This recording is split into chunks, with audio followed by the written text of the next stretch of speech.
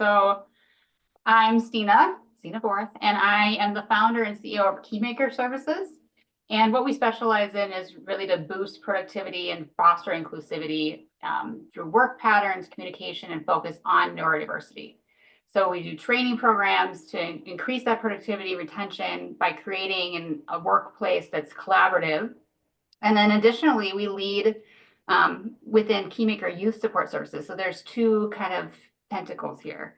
And within that, we empower young folks academically and professionally through individualized programs that focus on executive functioning skills like time management, emotional intelligence, and social aptitude, with the idea of setting them up so they can be successful not only in school, but the workplace and their whole different communities they participate in. But whether it's Keymaker Youth or Keymaker Services, we work with and focus on the goal of driving growth and inclusivity for real results for everyone. Thank you so much. And I'm really excited to hear more about both sides of that, right? Both sides of your work and how all of this threads in together. Elise, would you like to share a little bit? Sure, thank you. Hi, everyone. I'm Elise Schweitzer. I'm extension faculty with the Yang Tan Institute on Employment and Disability, which is in the School of Industrial Labor Relations at Cornell University. So I have been in the field of disability, primarily in disability employment for nearly 30 years, which is hard to believe. And through my work at the Yang Tan Institute, I am privileged to be able to participate in a myriad number of state, local, and national projects, research, training, technical assistance efforts, including our current involvement in 3 national technical assistance centers. We operate the Northeast ADA Center, which is one of the federally funded ADA centers. We also operate the Employer Assistance and Resource Network on Disability Inclusion for USDOL, Office of Disability Employment Policy, among others. And we have, a lot of our efforts are focused on New York State, practitioners, employers, and New Yorkers with disabilities to improve employment opportunities. Wonderful. Thank you. So wealth of knowledge here. I don't know, how we'll get through all of it, but we're going to try our best for the next hour or so. So again, remember, chat's open, reactions are encouraged. And with saying that, I'm going to dig into our first question. And Elise, I'm going to get started with you on this one. We're going to dig right into misconceptions. What are your thoughts about misconceptions in the workplace that you've encountered? And what are some strategies that can help our listeners really addressing them? Sure. So I think a lot of the misperceptions that impact neurodivergent people in the workplace are similar to those that impact all people with disabilities. So, for example, there's often a misperception that employing people with disabilities is going to take more of an employer's time, that those people are going to be less productive, they might cost more to accommodate or to ensure. Research and just real world experiences in a whole lot of business settings has proven that to be false time and time again. I think when it comes to people who are neurodivergent, I think there are some very specific misconceptions. First of all, that I think a lot of times people think that when we talk about neurodiversity, we're thinking about exclusively about autism, right? And that we're thinking about people who like to sit at computers and code all day. And the truth is that's not what neurodiversity that it may be a piece of what a neurodivergent workforce could look like, but it's only a piece. And so neurodivergence encompasses a whole lot of many different ways of being in the world and experiencing the world and processing information, things like intellectual disability and learning differences like ADHD and all sorts of different things. So, I always say one of my closest friends has a young adult daughter who is neurodivergent, and she's super interested in comic book illustrations and exercise science, right? So I think it's a part of it is about taking apart those stereotypes for yourself and going proactively. Educating yourself and doing some awareness building around disability employment and also what does neurodivergence actually look like in the workplace? That's a great point you highlight, right? It's what misconceptions are you even coming to conversations with and checking that at the door and saying, what is my assumptions and what are those resources to support it? So, Stina, I'm going to pass the same question over to you. What would you like to add, or how have you seen misconceptions play out in the workplace while you're supporting individuals and, helping them to advocate for themselves? Yeah. Well, what's interesting is in so many conversations still, and when you're someone like myself, but like us, that we spend our life working in this, it comes to surprise, but many folks still hold this belief that neurodivergent folks are like a small percentage. And we see that over and over through the data that really it's 15 to 20% of our global population are neurodivergent. And then if we want to really look a little further at the trends of what's coming. So we know that Gen Z and millennials are approximately 38% of our global workforce. And then if we connect that to how Gen Z has been identifying even more and more, at like 53% say that they identify as being neurodiverse, is that this is really present and it's important to pay attention to. And then also just kind of thinking it's not just the coders. No, there's neurodivergent folks in every industry. And yes, some fields do draw an increased number because of the characteristics of the field that aligns with how that neurodivergence is manifesting. Like I was looking at a study that was talking about laboratory environments and how nearly half of their workers were neurodivergent. But there really are neurodivergence if we look at the percentages and the numbers in the entire population. There's no way that there isn't any. I mean, everybody knows somebody, whether they've disclosed or not. Another misconception, I believe, is just the belief that neurodiversity is solely focused on atypical. Neurodiversity is a normal variation in the human population. Actually, the formal definition is it's a normal variation within how, like the ranges of differences in brain function and behavioral traits and how we interact. And that's something that is completely normal and expected to happen within our communities. So taking that into and realizing, hey, awareness, education is really important. And if we can do that, then our workplace teams can increase their productivity, their performance. There actually are studies that show that if we are practicing neuroinclusion, it increases productivity by 48%. I mean, this is incredible if we really acknowledge this information. And then also realizing that neurodivergent is different than neurodiversity. Neurodiversity, when we think of it, a lot of folks think, oh, okay, so that's ADHD, that's autism, that's OCD, but really it's thinking about how can we understand how the brain is functioning, how can we leverage it, how can we be more efficient and innovative to support folks in performing better.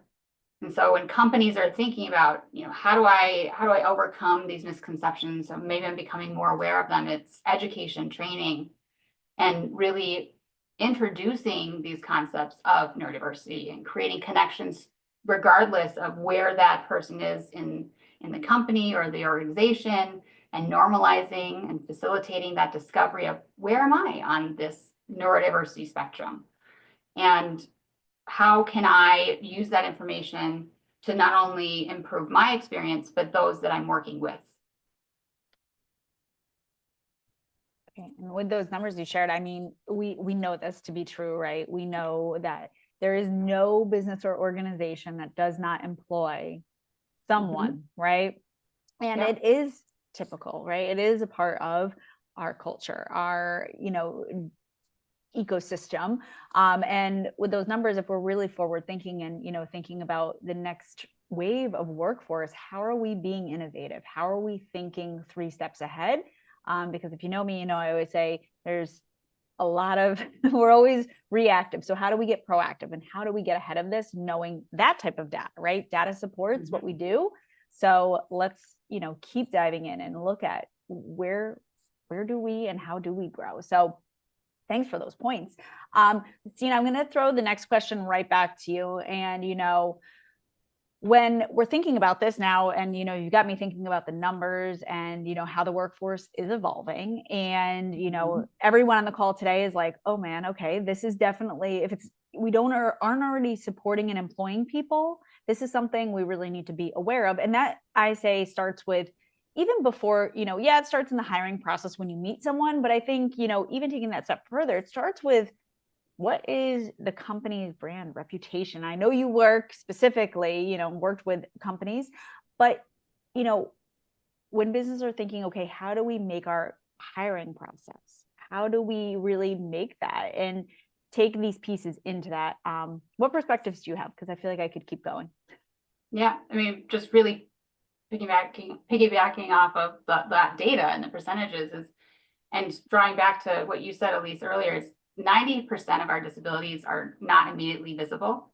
So that, let's throw that number in there too, is that we need to create a safe, a supportive, accessible disclosure culture and procedure. And then also recognize it's not a requirement for being inclusive, that we can really put a lot of these practices in place and make them available to everyone that wouldn't require someone to disclose if it does not feel like something that they're ready to do. So that could be asking, like during onboarding of an employee, what their experience is. Ask what tools and strategies support their best work practices. And maybe even providing examples, because a lot of times folks have never been asked this question, so they don't know how to answer. They've never really held that space of thinking through it. So you're facilitating this thought about the topics and recognizing that everybody benefits from these discussions, whether they're neurodivergent or not. And by giving a candidate or employee examples of tools and strategies and resources they could consider to support themselves in the workplace, that's even better. When we're thinking interview process, provide those questions ahead of time so that there can be some prep. And then also maybe consider including written responses as part of the response. So maybe it's not all verbal.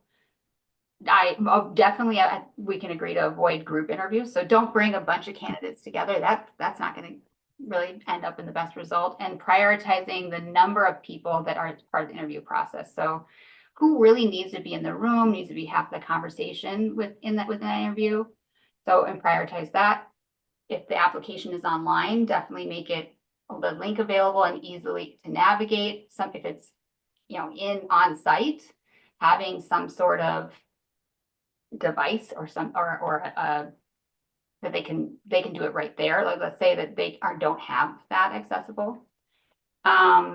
Reading text aloud is helpful. It's helpful for attention as well. And then just rethink, hire based on skills rather than degrees. Because a lot of times what happens within the neurodivergent population is many candidates have a degree, but they lack in skills that are needed, or they have the skills and they don't have the exact degree or experience.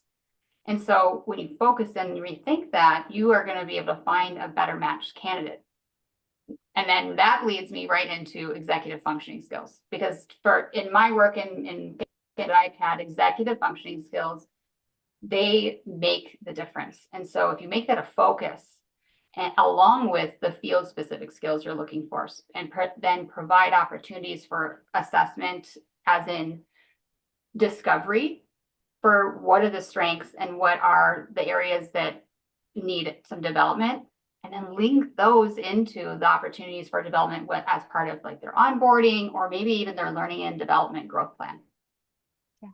And that's supporting them throughout the life cycle, right? Like that is taking it to the next level of, as opposed to just providing accommodations, but really empowering and supporting individuals, which I think makes the difference. And, at that point you elevated, I just want to making sure who needs to be in the interview is in the interview, right? You don't need everyone and their brother.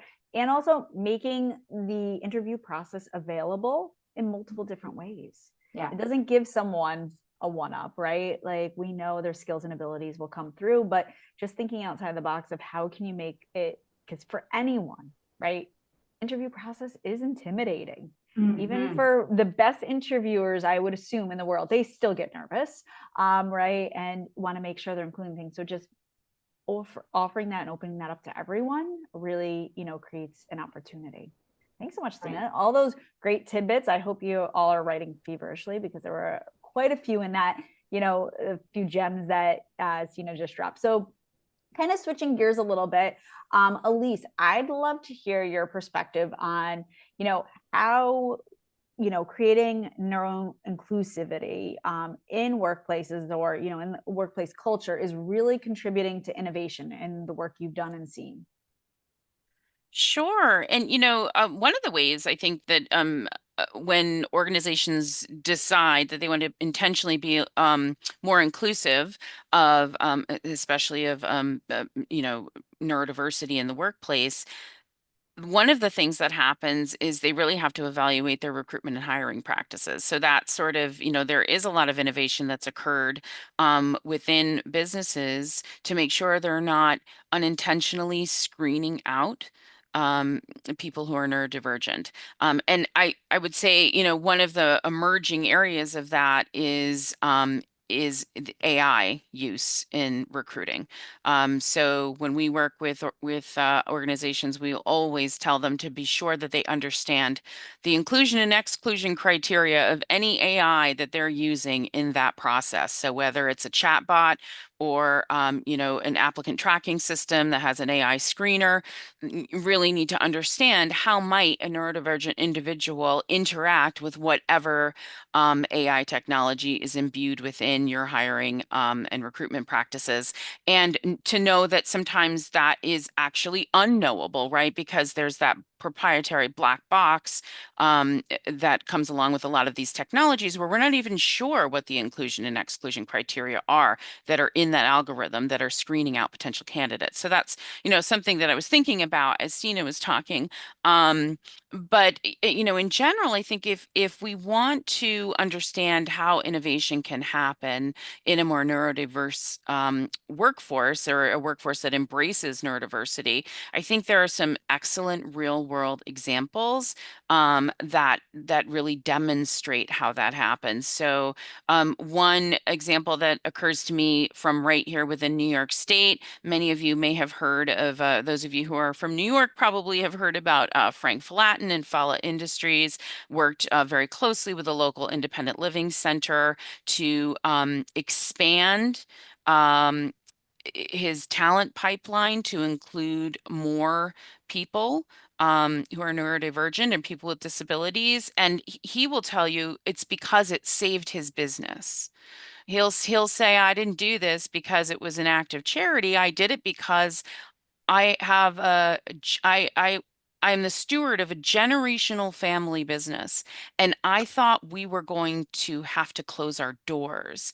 And when he talks about it, he'll say, my dad used to go into the neighborhood and he would find those driveway mechanics, right? And he would say, hey, are you interested in advanced manufacturing? Because you seem to have some aptitude. And what Frank will tell you is those driveway mechanics have kind of gone away, and so did his talent pipeline. And then he discovered neurodivergent talent, and it has transformed his business to the point where it brings him to tears, right? And so now that's become a central strategy for the sustainability and the profitability of his business moving forward. On a larger scale, JP Morgan Chase. So JP Morgan Chase has a really, and Stina, you probably know this very well. They have the best initiative, which stands for Business Solutions Team. And Brian Gill at JPMC is now, I believe, he is the first global head of neurodiversity in any large corporation. And he was appointed as such because this BEST program was so successful. They started it during the pandemic. It was focused on neurodiversity, and they properly understood what that meant. So there are people with intellectual and developmental disabilities, learning differences, all sorts of disabilities, and they all have jobs that are in a financial services unit.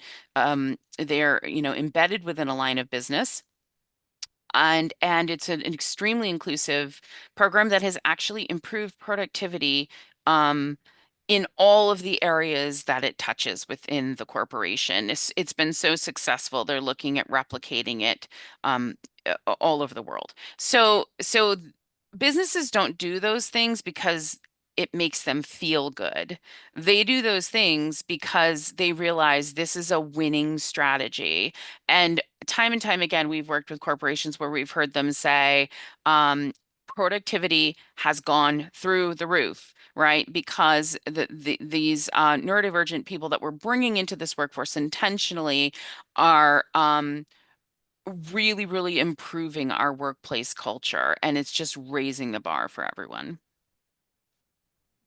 Christina, I saw you vigorously nodding. Oh, and I'm sure just you have a like, whole I bunch am of things. are so aligned in thought on this. So I'm going to pass it right over to you without further ado.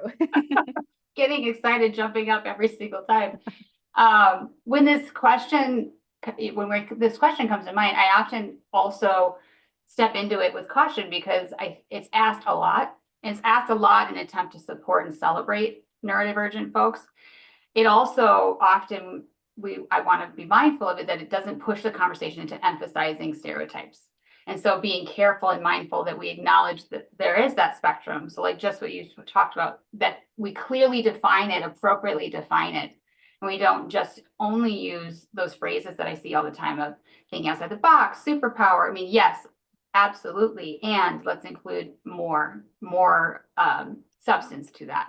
Because the truth is that when we leverage this neurodivergent talent, this folks, we are encouraging diversity of thought. We are actively seeking and providing and promoting unique perspectives as a business strategy. That's exactly what we're talking about, is that when we have unique thoughts, we think differently than our competitor, say a company, that gives the company a competitive edge, gives them an advantage. And so when we do something different, it helps biz as a whole. And when we're seeking out neurodivergent talent, that's what we're doing. And companies that do this in this realm of leveraging neurodivergent talent, they do see notable improvements in innovation. We see that there's studies, and I could rattle off so many, but the ones that come to mind are when there's neurodiverse teams, they know they outperform neurotypical homogeneous ones by 30% in productivity with less errors. We know that cognitive diversity, it enhances team innovation. And the research that I've looked at recently, it says up to like 20%. We find that there's even a study out there they just looked at, and I think it was through Deloitte, where they found that cognitively diverse teams of executives that were put through to solve a simulated problem of sets, they said they solved it 3 times faster than the homogeneous teams. And then just linking back to that JP Morgan shout out, that there was that report that went about their autism and work initiative that they did, where they had fewer errors and they were 90 to 140% more productive.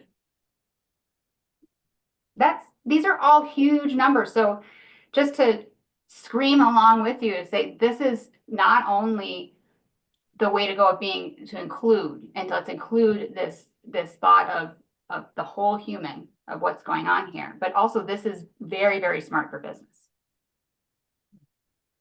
I mean, the quote you said, having a unique thought is a business strategy. I love that. I think, elevating that and thinking more inclusively, obviously everyone on this call is coming to this conversation for that, but really thinking outside the box, because those numbers are, I think any business would be intrigued by that, but also knowing the impact that you're having, right? The people that you're elevating, the people that you're supporting, and the community that you're building, kind of tying the two pieces together.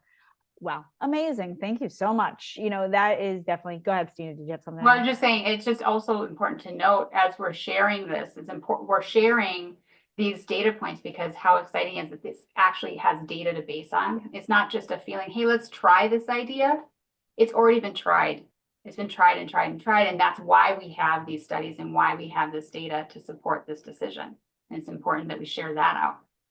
Well, and I think you both just shared examples, right? And the data there and the models that are available to be replicated. It's not something that, well, that worked in that industry or that worked for that business, right? You both have shared a vast amount of different types of organizations from different, fields, experiences, sizes that I think, listeners can really look to as best in practice and model within their organizations, because I don't think any organization's too small or too big, right, to look at how they can further enhance it. There was a question in the chat, and I'm not sure if it came in between our interviewing and our innovation, but I want to elevate it because it says, do you think AI has improved or hindered the process? And I'm assuming this is based on the interview process. So, I think it's relevant. I know, AI has definitely come up for being, supporter, a strength, a tool, but sometimes hindering things. And I'd love to hear from, either of you on your perspective. Yeah, I don't know in your experience, Tina. I think so I believe that it's been most impactful in outreach and recruitment. Um, and so I think it's difficult to say. I think there is a great degree of concern that there could be some unintentional discrimination that results from use of AI technology in recruitment. But I do think that people are becoming more aware of that pitfall. And so they're being more thoughtful about it and proactive and thinking about different ways. I think, Stina, you talked about skills-based hiring. I think that is one great workaround. But you have to make sure that that people are getting to that point in your process. If they're being screened out at your ATS level, then you're never even getting them as candidates. So I think there's potential for discrimination. I think the extent to which it's occurring is not really known at this time. Yeah, I think we're going to need more data, but it is important when we're designing, and so like anything, it's only as smart as the information you put into it. And so if you do not take the time and the care to think through all of how this possibly could or would, while you're putting that together and giving it the directives of what to keep and what to eliminate, and I want this and want that, and you got to think of all the if-thens and take the time and do it from the beginning. And then you can't just let it go. You have to go water it. You can't plant that seed and it's fine. So you're going to have to look at it like this is a living, breathing process. So I need to have some sort of human element in here to make sure that I'm not missing that amazing talent that would have been a much better fit than what the AI said, because the AI doesn't know what I do through experience, right? What I'm looking for. So I stand in the gray. I really do here. I see the benefit, absolutely. I see the danger and the risk. And with that, we know the healthiest place with anything, black and white thinking doesn't work. We do need to stay in the gray. That's the healthiest place to be. And I think you elevated a point, there of like, it's only as good as the content we put in, right? And we know this. So circling back to, the piece you both mentioned before is individually elevating yourself, getting trained to see what are you putting into the system, right? Because you may not even realize that your, misconceptions or, things that you just have not elevated or have not learned about might be existing in that application process that you're building AI for. And I love the part of like circle back, see who's getting pulled out of it, right? See who's coming into your candidate pool, but also see who maybe the AI is not selecting, and make sure you're doing that vetting process and not just assuming that AI is doing a great job and you're continuing along your way and saying no one's applying, like, right? Because we know that's probably not the case based on all of these data points.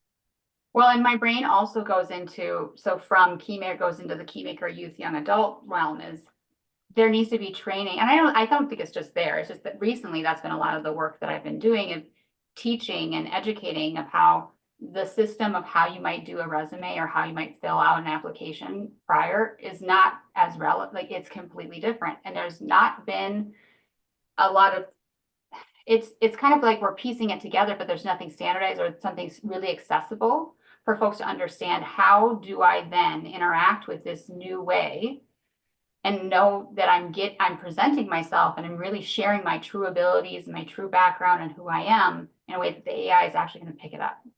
Yeah. It's an art Yeah, I form. think at this point, the entire workforce needs training on keywords, right? Because Yes, people don't absolutely. know. This is a new way of screening candidates, and people don't always know what keyword is going to get my application scraped from the pile. Mhm. 100%. So, I mean, there's a whole conversation in and of itself there. So, I want to circle back and keep our conversation kind of continuing. Again, if you have questions, drop them in the Q&A or drop them in the chat if they're relevant to what we're talking about. If not, we will hold on to them for the Q&A section, but I don't want you to hold on to it and forget it. So, just a friendly reminder. Circling back to really that in play journey, right? That life cycle. We started to dip into it at the beginning, but I kind of want to reemerge and re-pull it out. So when, we're thinking about some key strategies for creating, workplace and thinking about someone's life cycle, Stina, can you kick us off with strategies beyond, I know we talked about the interview and the ongoing training to ensure that inclusion and throughout an individual's career journey, they really feel engaged and inspired and supported. Yeah. So, right, just like we already talked about inclusive hiring practices, that's essential. But also creating a culture where workplace accommodations are a norm and they're clearly communicated as options to everyone, not just those that have disclosed a diagnosis of some sort. So there's a whole list of them. And I know that they're in the resources that we're sharing out from this webinar as well. But flexible workspaces, quiet zones, adjustable lighting, the types of furniture that you have in your workspace as well, assistive technology, flexible schedules. So that could be remote, that could be hours as well. Communication. I think this is really one that I like to lean into a lot when working with clients is providing the communication in different formats and really identifying what medium works best for your team, for those you're working directly with, and for who you are wanting them to be able to receive the message, because you can say it in one way. We know that. You can put it out in a memo, but if it's not received in a way that it can be processed, it's really not doing any good. And then I also think about social events. So a lot of times there's this pressure of social event participation that can be really challenging, and then it almost feels punitive if that individual opts out of it. And so having opportunities for connection that perhaps aren't the traditional social events and giving the opts out as being okay with no repercussions, that leads me to all of this, like, again, awareness and training. Many people don't know as much about neurodiversity as maybe would be beneficial. And that's like not shame on them at all. It's simply not their expertise. And so there should be training offered to everyone, especially leaders surrounding neurodiversity. If we want to help neurodivergent folks through mentorship programs, through career and growth development, by providing feedback or really anything, you can't do any of these things effectively if you aren't tailoring it to who they are and you are as a person. And that's true for everyone. So the best form of leadership we know and employee support is to tailor it to the individual group, the individual company, and then be flexible for where that individual can customize, and so that they can show up to work and be efficient and as effective in their job as possible. Inclusivity is a living, breathing, developing practice. I love that phrase. It's living, breathing. So we want to come back and review and adjust and realign. So, and do that regularly, more often than not. And, mhm. I would just want to elevate one thing you said is making this accessible and available to everyone. Yes. Right. Because you said this, I think both of you said this, some people may disclose, some people may not. And circling back to a point of, providing all of these as options to everyone and giving examples of what they look like, because I think so many people either don't share or self-select out. And, the social events one, I think if anyone's thinking, we have all these year-end celebrations, it's a great time to reconsider, how are you meeting, your entire workforce needs and desires. So some of people maybe going back to the drawing boards and adding or elevating some things. Elise, I want to throw this question over to you. Anything to share? I know through a lot of the programming, you oversee and you're a part of, there are a lot of resources, based on different accessibility and different accommodations. Yeah, well, I mean, first thing I would just like to underscore something that you just said. I think it's particularly relevant coming on into the holiday season, Stina, about being aware of, the social activities as part of the workplace. And I just think that it's so important to think about holistically about engagement and how we recognize and reward um, people in the workplace, and that it doesn't always have to be centered around social activities. So I think that was a really good thing to point out. And then yes, in terms of how you can support and sustain cultures of inclusion, broadening your talent pipelines to include more people who may be neurodivergent or people with disabilities in general. You really need to be working with your community partners. And every example I've shared of a successful business initiative so far today involved hand and glove involvement with community-based partners, community-based organizations, state VR programs, either, for talent pipeline or for direct assistance within the workplace. So JP Morgan Chase, their best program, they work really closely with local organizations to provide wraparound supports and services, job coaching, things of that nature. Although I will say that some businesses have come to the conclusion that it's actually worthwhile to self-fund job coaches and or transportation options for people with disabilities, because the bottom line sort of bears that out, that it's actually a worthwhile business practice if it's scalable. So yeah, I think that, that's the main thing, is people don't have to feel like they're on an island. There are so many resources available. I mentioned two of our national technical assistance centers at the top of this hour. The Employer Assistance and Resource Network on Disability Inclusion is just one of USDOL's nationally funded technical assistance centers on disability employment. There are so many excellent resources for businesses on those websites and webinars that you can attend. And then, the national ADA centers all across the country. Not only can you go to their websites and get great information, they have people who will come right into your organization and train you.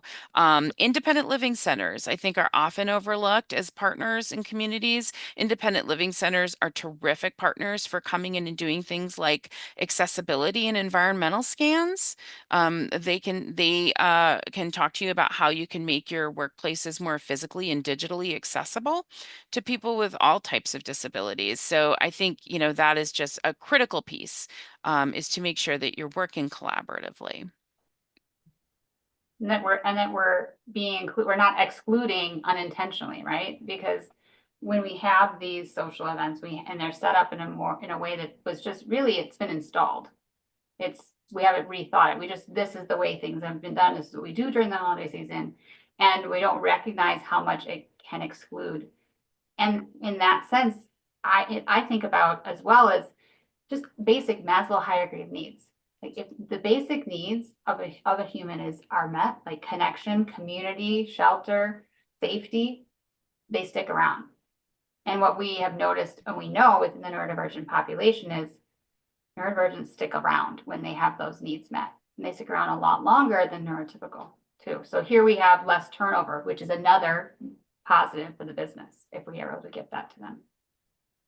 And, elevating that Maslow's hierarchy of need, they can really reach that innovation, right? And that higher elevation of creativity and thinking on a whole new level when those basic needs are met and they feel supported. So I think there's, I really love the piece, and why we do a lot of this is collaboration, right? We know we don't have all the answers, the resources, and the tools, but, I really like to elevate that of, you're not alone. There are other organizations, experts in this field, and really doing innovative work that could support your organization or support your business. And you don't have to choose just one. You can, create a whole team of, resources that you can pull from, because I think, if Elise and Stina have said anything, is everyone's showing up. And if you're providing a wealth of resources and a wealth of support, right? And for everyone's going to access that, and take advantage of that in a different way that's best for them. So let's keep it going. I feel like we're digging in all over the place here. So we're gonna, kind of, start thinking, what have you seen? And Alcina, I'll throw this one to you first. In what ways have you seen organizations ensure there are that access to the resources, right? Because we just talked about all these great resources, but one of the barriers is like, how do we make sure these resources and accommodations and supports are available to individuals so that they can thrive? And I know, through your work with individuals and doing this work one-on-one, what have you seen be the most supportive, or where do you see the opportunity for, enhancement and improvement? I think that the definite area that could be enhanced and improved is to make it an option accessible for all employees. We know that if we use new inclusive resources, education, we give options, we need it not just to be a prerequisite. You can only have that if you have gone through the whole process of disclosure that may or may not feel accessible or safe. So if we can do that and make an option for all employees, that takes that block away. Offering differing workstation setup. This is a huge area of, there's like this education knowledge gap here because of installations of traditional desk office workspace. And so if we can offer these other options, providing examples and ideas that could be helpful to individuals who have never experienced an option or even thought about having something different, that's helpful. Investing in furniture and office design that allows for individuals to adjust. And that's based on the sensory management that's possibly a need, and encouraging focus and productivity by having the ability to adjust it.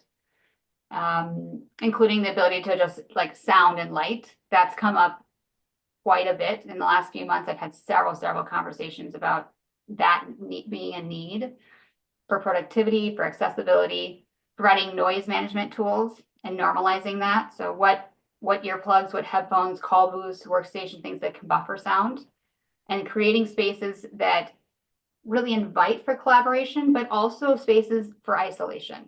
So I've seen a lot of the collaboration, openness come together, but not as much for the isolation, which really needs to be in balance for there to be productivity and moving work forward. Communication protocols. I think I touched on communication a little bit earlier, but talking about when employees are communicating, when they're open for communication and interaction, making a protocol of how that can be communicated, then also when they're not, so it supports focus. Because if we put that together where here's when I really need to focus and I really cannot have someone coming in and asking a quick question because I need to keep working on this, I'm managing my attention, managing my tasks. And then when am I open for those interactions? So providing opportunities for education and increased self-awareness on that, identification, when are my peak times of productivity and focus, and then scheduling those meetings outside of the peak times so that we're really using this strategically. Because we typically we know when that is. I know that it's a certain part of the morning, and I also know certain days of the week are going to be the best for this. And so the meetings that are naturally this, give and take of information, they naturally help manage attention and interaction. That goes when I don't need to really protect that as much. And when we're designing teams, we want to match team members that support each other with their strengths. So schedule almost like it's like a relay. Like you have this relay effect where the project can continue because the project gets to a place where the handoff can go from one employee to another, which then results in one employee being able to enter a rest period because they've exited maybe a burst or a focus, and then the other is entering into that production period. So you have that balance in that community within them.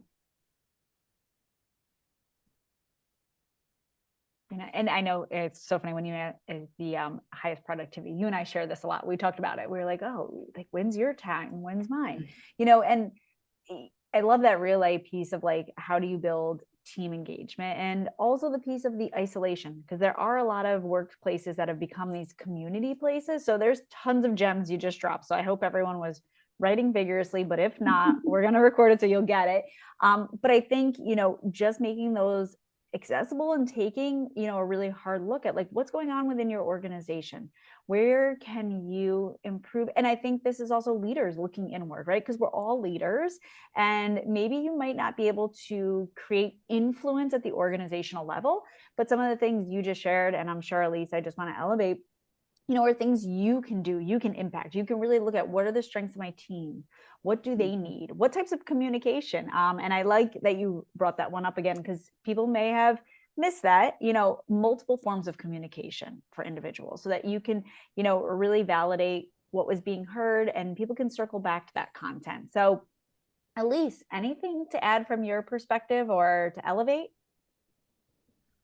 Yeah, I mean, I really like the practical nature of all the tips that you just shared, Stina, and I agree with whoever said in the chat. I think we could all use that.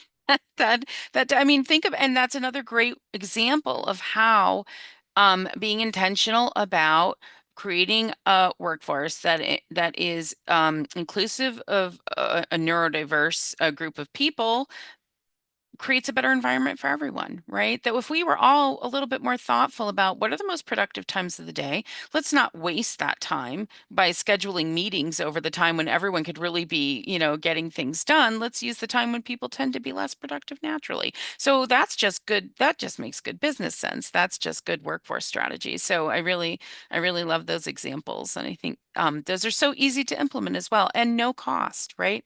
It costs nothing. And I think a lot of the things y'all have shared have been low to no cost, right? Like obviously we'll talk a little bit more about more involved supports for individuals, but a lot of this is just taking the time and knowing what to look for. So again, knowing and resourcing the experts so that they can guide you in what should you be looking for, what questions should you be asking, how should your workplace be designed? Because I don't know who said it, but somebody said we don't know what we don't know because we've done it this way, right? But the workforce is changing, the workplace is evolving. So thinking how do you do that in the most productive way?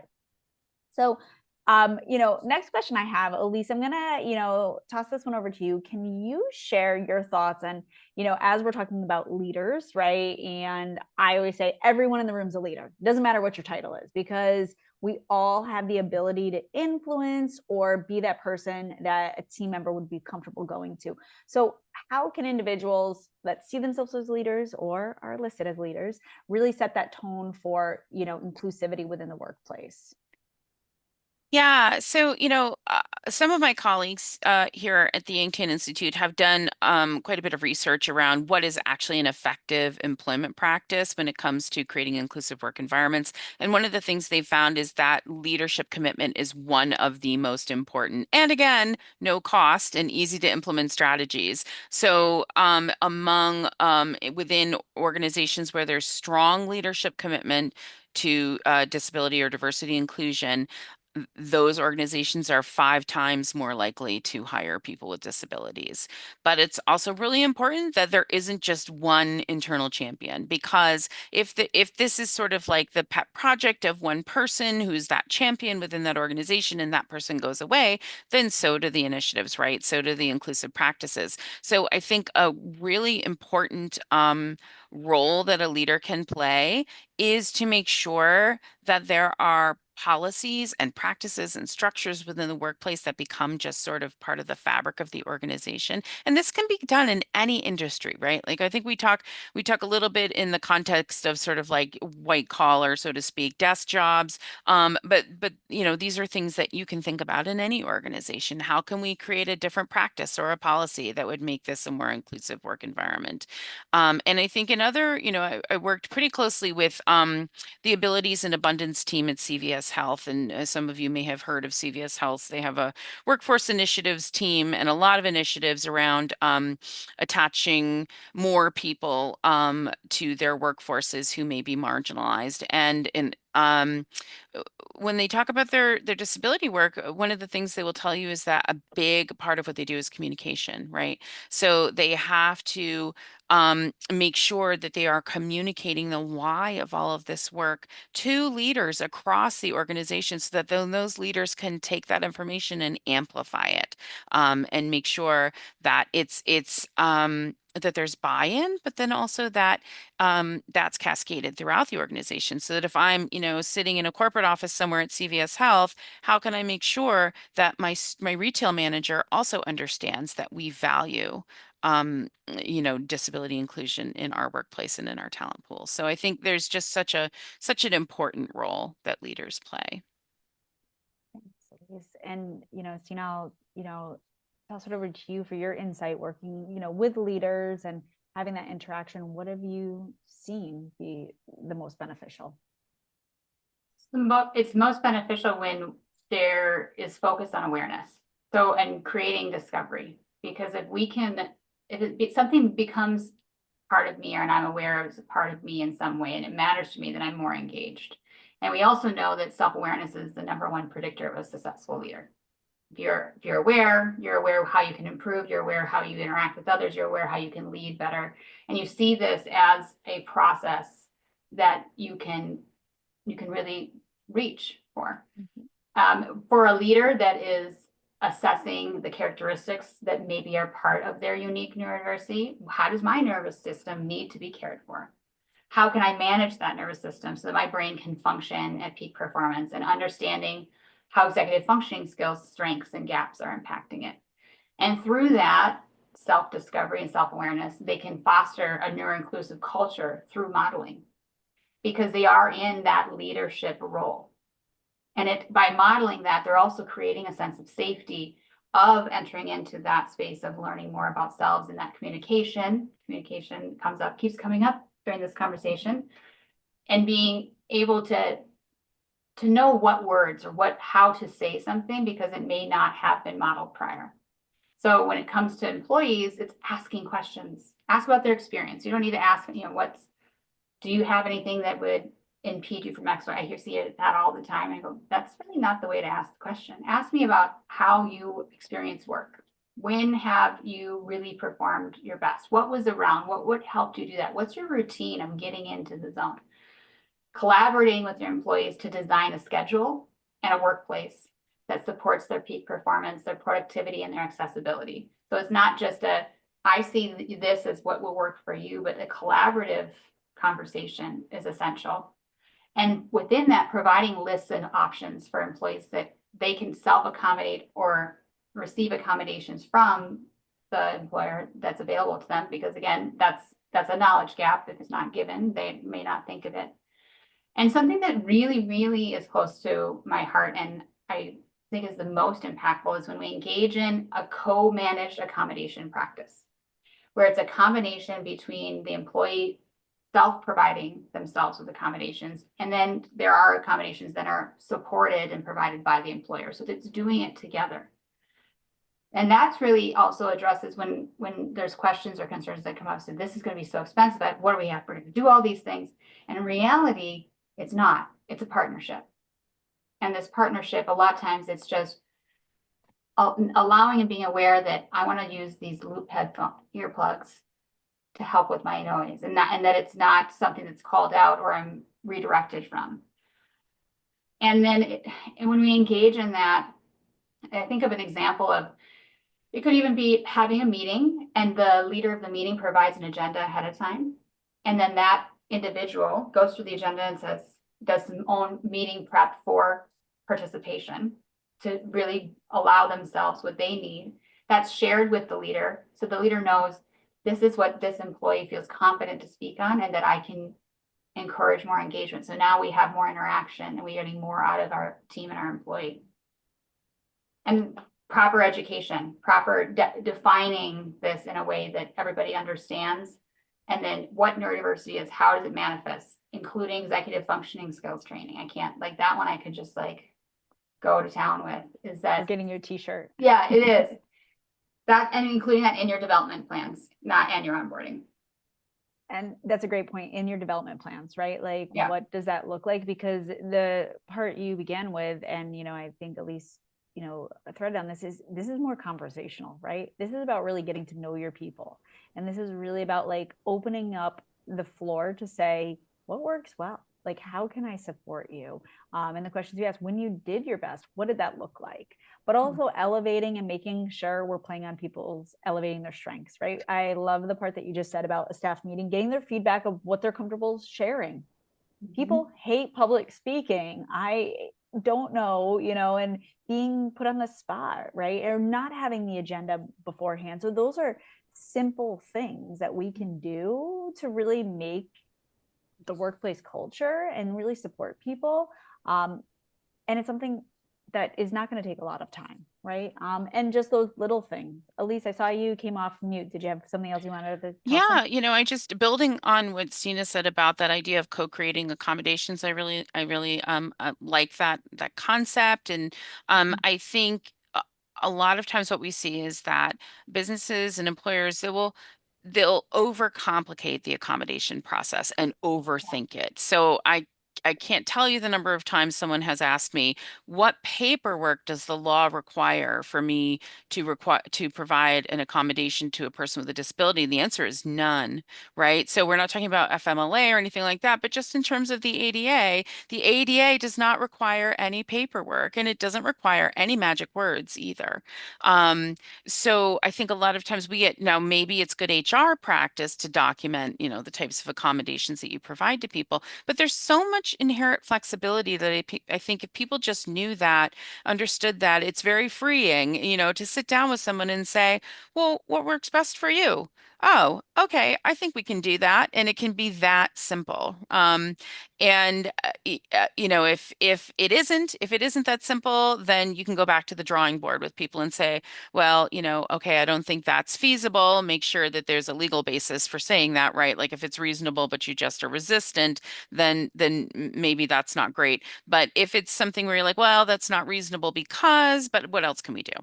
And so I hope that people take away that little nugget of wisdom that Stina shared with them, that really this can just be a conversation. It should and is supposed to be an interactive process. In collaboration. I mean, Yeah. I think that that's what's really essential is I'm going to throw out, this is why Keymaker is called Keymaker Services. Be a keymaker. There's no key available to open that door. Then we need to come together and figure out what can. And also, gosh, when you're talking about it, I was actually thinking of a story. There's this recent client I was working with, and they went through disclosing. We do disclosing trainings of how you can do that. Like, what's the conversation like? This is really nerve-wracking. Let's make a script. How could it go? How could you write this out in an email? And really simplifying it and being specific. But what came back was this 6-page accommodations application. That's what they called it. Mhm.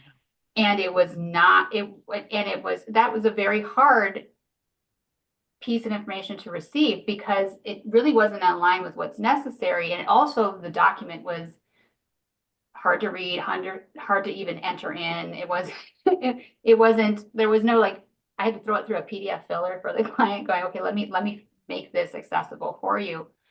But it doesn't need to be. It can be a conversation. I absolutely do agree with you, Lisa. It needs to be, it can be a conversation and it needs to be documented, because I also have cases that I've been through with clients where it was a conversation and then that person that received that conversation didn't document it, and then it was lost. And then something happened where it was really necessary to receive an accommodation for that information to be there, and there was no trail.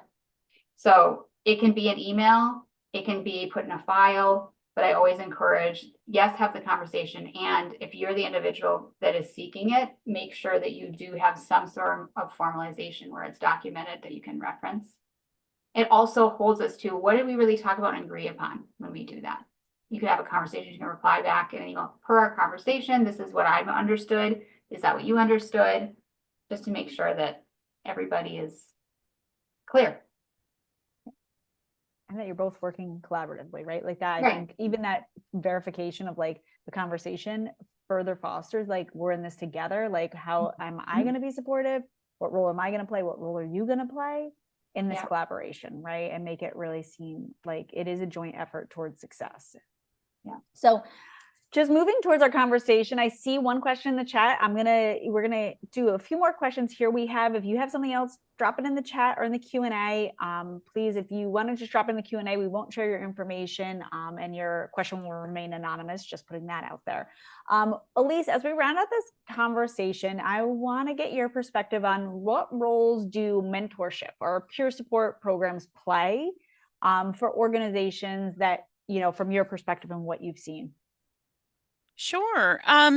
So I think that mentorship can be really important for everyone in their careers. And again, it doesn't matter the industry. And I think that sometimes people with disabilities, especially people who may be neurodivergent, are not afforded those opportunities or may be left out. So we found that it's often beneficial to be really intentional about mentoring programs for people with disabilities to make sure that they're not being excluded. I think that goes along the lines of just in general, people with disabilities not always being able to benefit from the same professional development and performance enhancing activities, excuse me, that other people in the workforce are able to and benefit from just because they're unintentionally excluded, or maybe sometimes if a person, for example, doesn't seem to be very social, maybe they seem like they wouldn't want mentorship, and I don't think that's always the case. And I think that circles back to even the conversation you had. I know we're talking about mentorship and peer support, but even that coaching piece, right? When, you may not see someone being as social and then assume that they may not want to take part in a coaching program. And I know, Stina, this falls right into, your line and your track. And I saw you unmute, so I'll let you, share your insight on that perspective. A lot of times what happens here is that it doesn't, because of what has been done prior and put out there, there's not this knowledge that it can be a different type of interaction and conversation. Sometimes it's not always helpful to just have a one-on meeting. You have to have some asynchronous, you have to have some building up to there, you have to have rapport transfer. And it can be something that is not acknowledged, that by addressing, when I go in and work with this, it's a lot of it's executive functioning skills, which can get quite intimate, right? How do I think? How do I manage my attention? How do I interact with others? These are things that do not, if there's a deficit or an area for potential growth, is what I like to say, we don't necessarily want to look at it. We don't want our colleagues to know about it, right? But it could be the thing that really make us shine and show our true ability. The important piece when we're matching up within mentorship programs is to have the match up with somebody that at least is curious, if not does not have a background within neurodiversity, neuroinclusion, but would like to have the conversation and wants to approach it in a way of, tell me more about that, rather than working together as a collaborative. It would be really wonderful if there are folks within the teams or the community that are already saying, hey, I've disclosed I'm neurodivergent and I've been in the field and I've been here to work with those that haven't. Maybe this is new to them. That's why on my name tag, I always put ND and ask people to ask me, because that's important. I didn't have that. And I really have spent my life working towards becoming the person, the resource, the safe space, the person that could maybe refer and point out to other resources that would be helpful for others. I love that. And that transparency piece, right? Because somebody may not be willing to go and ask those questions, but if there's a mentor or peer that they can look to, or maybe they've never had that in, their workplace culture. So this might be something that is new to them to even explore and ask. So as we round out our conversations before Q&A, I have one last question for the both of you. We have our participants on, they're interested, people are going to be listening in on this. If there's one thing you'd encourage people to do right away, what would it be? Stina, I'll start with you, and then Elise, I'll come over to you. Start with self-awareness. Take a look, take the time. A lot of us move so fast and we don't take the time to be by ourselves and really look in and say, okay, what's going on with me? My grandmother always said, you need to learn to enjoy your own company and learn about yourself. And those are wise words. Learn more about your own communication style, your executive functioning skills. is the number one. Whenever I'm working with teams, clients, whether it's one-on-one or youth or adults, full-fledged adults in their career, we start with executive functioning self-questionnaires. Where are you at? And then looking at that, and then linking them to tools and strategies, accommodations that they might already been using, and say, hey, you're already addressing this need here. This also could address this. The other piece is, what time of day are you most productive? I like to use, it's a tool that I created, it's time awareness ratio. So you can start figuring out in a quantitative way of how does your nervous system process time? How much time do you actually take for XYZ task? And then being strategic in how you design your week and your day and your work. So when you become self-aware, when you know how your own brain works and you're able to recognize and support yourself, you can do that for others as well. And I think those are great organizational activities that you can do with your entire workforce, right? Yeah. As we've stressed, like all of those are great personal development tools and resources that we can all take part in, tomorrow, maybe this week. Elise, I'll pass it over to you. If there's one thing, what, from your perspective, what would be the do right away? I think a great place to start is thinking about, what does neurodivergence look like in your industry? So we know that there are certain types of disabilities that might be more prevalent in one industry over another when it comes to neurodivergence. So, for example, if you're in building trades or construction, thinking about the number of veterans you may employ with post-traumatic stress injury, for example, or traumatic brain injuries, ADHD. These are very high incidence disabilities in certain industries. And once you become a little bit more aware and educate yourself about the prevalence of certain types of neurodivergence in your industry, then that sort of points you towards a path of who are my community partners in this area. If I find that, I have a lot of people in my workforce who identify as veterans with service-connected disabilities, who can I reach out to partner with me to make sure that I'm creating a supportive and inclusive workplace for those people? So first, I think it is about reflection. It's about organizational reflection as much as individual. And you both have stressed this, right? Like every industry has opportunity. So, and there's a growing need, resources and tools. So we can't encourage you more. So thank you so much for all of that information. I do see one question in the chat so far. So if you have another one, again, you can drop it in the Q&A or in the chat. I just want to circle back to, it is a longer question. So I think there are some pieces that we did address, but then there's some pieces that we can re-elevate. So question is, do you recommend candidates or businesses discuss bringing up their neurodivergence in the application interview early stages of work? In the past, health issues, non-visible disabilities, or neurodivergent statuses were considered negative and not to be discussed, and to avoid stigma or negative associations with candidates and our perceived ideas of that condition. So I think this is kind of a twofold, do you encourage the organizations to maybe disclose some of these workplace practices you've suggested implementation?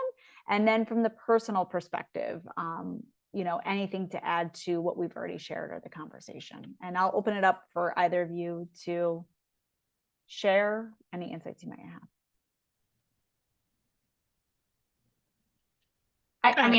I could start. The first really simple phrase that comes to mind that I say all the time is, if you can self-accommodate, and you can back up. If you need to decide what the environment is. Does it feel like a safe environment to disclose and how much information? And you decide what information is beneficial in this process. Because if you choose to disclose and choose a label, let's say you have a diagnosis, and you are sharing that with somebody, you're relying on their understanding of what that means. So I always encourage folks, describe your experience, describe what works for you and what you're doing and what you're asking from them, and then sandwich that with the benefit of this to our team, to the company, is this. So if you sandwich it that way, it makes it just tends to land better and ends up in a better, the result is just much more smooth. With that being said, I'll say, if you can self-accommodate and you're not needing something outside of yourself to do this, really decide, is it any of their B's ways, right? Because maybe it isn't. Maybe it's more of a social cost risk than it's the benefit. Also playing it forward and think about, should something come up in a year, in 2 years, where I really need the accommodation, I really need it to be known so that I can have the protections that come under the ADA, then you need to disclose. Because that's a high risk. So if there's somebody, I've worked with somebody that had seizures, didn't have seizures for their medication, was great for a long time. They didn't disclose. And then what happened, right? And that was not, they didn't have the support they needed because nobody was aware. You have to really decide is, yes, I'm managing this on my own, but should this not be possible for me to self-manage and I need help? What is the risk that I'm taking on by not having that? Yeah, and I think companies need to ask themselves the question too, how are we creating psychological safety for people so that they feel like they can disclose, especially if you're a federal contractor, right? Because you have to try to get people to voluntarily disclose through a form that can be kind of intimidating and scary for people. How are you making people feel like it's okay, first of all, that they know that that voluntary self-ID form for federal contractors is not going to go into the personnel file. It's held separate. But you want people to be able to tell you so that you can evaluate your workforce, understand what your workforce, who is in your workforce and what support needs they might have and how to do a better job of including everyone. Um, so so although it is a very, very personal decision, and I think, all of that advice, Dina, is really great advice for people who are applying for jobs. I think there's also some responsibility that businesses hold to make sure that they're creating environments that don't unnecessarily make people feel that they can't uh, Yeah. disclose. Right, which is exactly, I think it was like one within the first question I said of just creating a workplace that disclosure is safe. And how do you set that up? And really it's the modeling, it's normalizing, this is part of what everybody's doing. We're all disclosing our needs and our strengths and how we can address those. So the more and more that can happen and can happen with leaders modeling that feels safe. But it has to also be a protocol. I think a lot of times when I go in and work with companies and individuals, there aren't a lot of there's no disclosure training, no disclosure protocol put in place. And that doesn't feel safe. That's a lot of unknowns, and unknowns give us a lot of anxiety just in general as humans. And I think you need to ask yourself, like, who is the forward-facing individual in this equation who's representing your business, and do they have the proper training on how to handle when somebody discloses a disability? Because often they don't. And another thing that researchers here have found is that people are much more likely to disclose to their direct supervisor than they are to human resources. And so you may think, well, HR's got this, they know what they're doing if somebody discloses, but chances are the frontline person who's going to interact with that employee, who's going to be on the receiving end of that type of disclosure, might not exactly know what the next steps are. I had this exact conversation with a client 2 weeks ago when it was, no, but I told my boss, and I said, you haven't done anything with HR. Your boss said, great, try to be supportive, but doesn't have the training and to know where to put that information. They want to support you, but they don't know what that really means. I think the other positive though too is to look at companies that are actively seeking inclusion of neurodivergent talent. There are many out there that they have initiatives. So if you seek those out, I mean, you disclose absolutely, because that's a benefit. Yeah. You know that they're creating that as a way of drawing you in, but also their support. There's an intention. I don't think we're done yet I don't think we have a fully holistic neuro-inclusive programs across the board with all of our companies. But if we look at it like that living, breathing process, we'll get there. And it is a living, breathing process, right? And I think both of you touched on this, and I think there's so much opportunity to learn, right? To learn more. And also, you know, some of those smaller environments, you know, choosing if the organization is the right fit for you, right? And, you know, Stina, you pointed out, like, seeking out organizations that support individuals. And Elise, you also pointed this out. If you are in one and you have a supportive leader, like, elevate, I'm like, bring them trainings, right? Bring them trainings, right?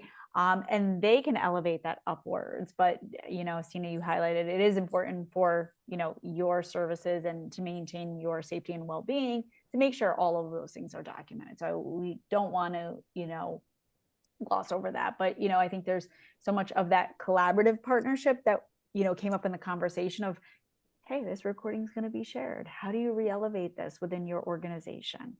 How do you re-elevate this within your department? And get, maybe it's a conversation starter, right? And it opens the doors to, we never thought about it this way. Let's look about, how do we be collaborative partners? How do we put these practices and these statements in place, from, you know, adding messaging and making sure the language on our website is inclusive, all the way to the interview process and the life cycle. So I just want to thank you both, because I feel like this conversation threaded together so nicely, and really, you know, elevating so many topics and so many resources that are available within the workforce that really elevate and enhance our workforce, not only in New York State, but obviously very far beyond, for all of our listeners. And thank you both for your time, your energy, and your expertise. We're so happy to have you within the NIATAP network. And again, we'll share all the resources that Stina and Elise shared in the thank you email. And they're both very easily accessible, so you can find them on all your major platforms and connect with them if you have questions beyond what was shared today.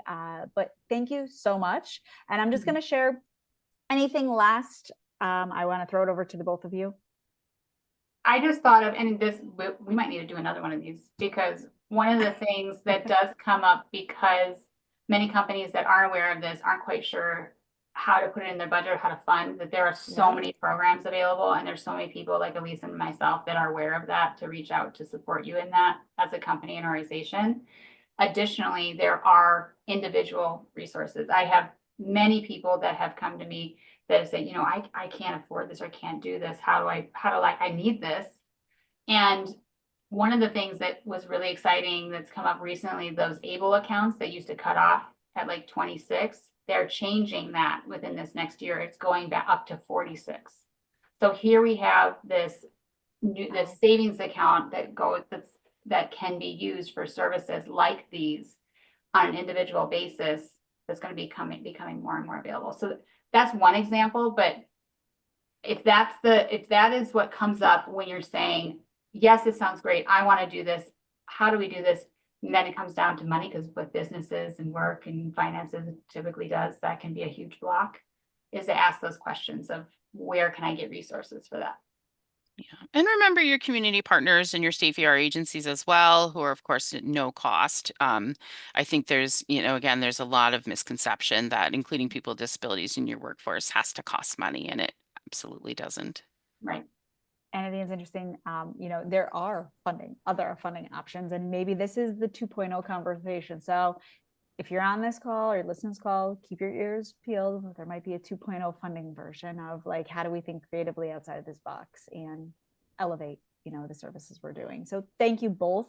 And I'm just going to share a few upcoming events with all of you on. So if you are interested, here are the next few months of events. We went a little bit further out because there's some great things happening. Obviously, we have our Workforce Advocates Town Hall sharing state and federal and state legislative initiatives for the coming session. We also have another panel discussion, just like the one you're hearing today, around the aging population, retirement, and the future of workforce. We also are introducing our book club. So if you were at our conference in October, this is the book that was distributed from Erica Orange, our speaker. We'll be doing a review of the book and sharing more information, insight, and how this speaks to the workforce development sector. And we also have our Youth Practitioners Conference March 10th and 12th, March 10th through the 12th, excuse me, I should say that's through.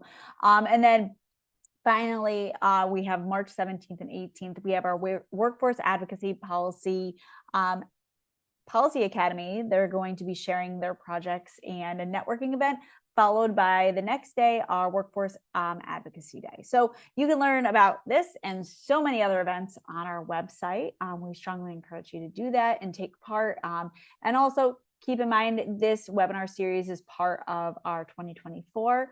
All of our 2025 listings so far are on our website, and we will be adding more as the year progresses. So thank you so much for joining us today. We really appreciate it. If you have any feedback, any questions, comments, any content you'd love to see, please share it with us. We'll be sharing an evaluation. We're always looking to grow and keep this programming developing and relevant with what you're seeing in the workforce, and beyond, so that we can provide the resources and the education from subject matter experts that serve you. So thank you again so much, and we look forward to seeing you all. And if anything, questions, comments, concerns come up after, please feel free to reach out. But in that vein, have a great day, and thank you for joining us. Thank you again, Stina and Elise. We really appreciate you. We'll see y'all soon. Thank you. Thank you.